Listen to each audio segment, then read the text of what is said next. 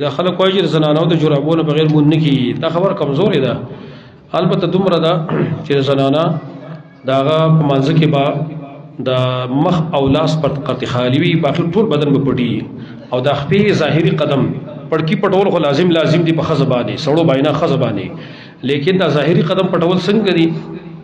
نو په دې کې د علماء دوه رایې دي. راجح قول پکې دا چې دا پټ لې شي نو ښه ده، دا لازمي دي. لکه دا یو په حدیث ته اسماء رضی الله عنها کې راغلي دي چې نبی صلی الله علیه وسلم آی فرمایلی چې زنانه به هم دا خپل لنګ چې کوم خپل ورتو په ډېر نه ښکته کوي. نو هغې ورته ویل نبي صلی الله علیه وسلم ورته وفرمایله چې بس یو ذراع به ښکته کوي. نو هغې ورته ویل چې یا رسول الله اذن تنکشف اقدامهن، بیا خو د دې قدمونه خپې ښکاره کېږي. نو نبی صلی الله علیه وسلم ورته وفرمایل بس لاول یو شبر مې ویل یو ذراع یې ښکته کوي، ځینې بې نه زیاتي کوي، من اسراف به نه کوي، خو ظاهري قدم چې کوم دی دا به پټوي.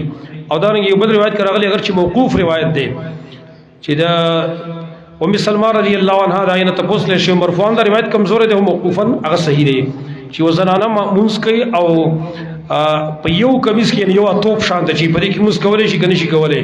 هغه دو فرمایل نعم اذا كان يغطي ظهور قدميها، او کولای شي خو چې کړه دا ظاهري قدم ام پټوي، دا ظاهري قدم ام پټول چې کوي دا پکار دی.